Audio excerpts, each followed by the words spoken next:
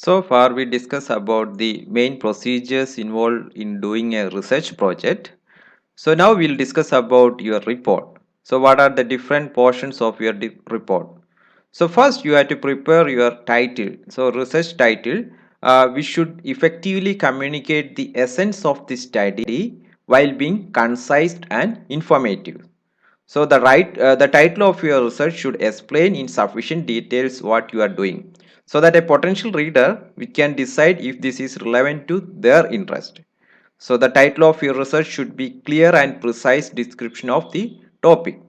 A title should use appropriate phrases to specify the nature of the investigations.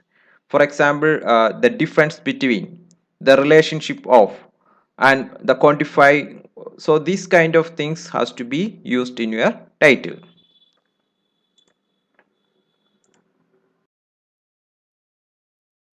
So in brief, your title should be accurate.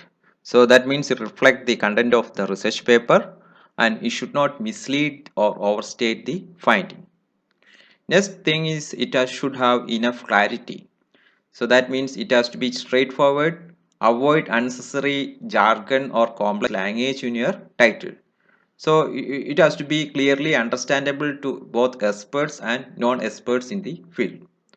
Next things, it has to be relevant. Should have the key aspect of the research that make it relevant and significant.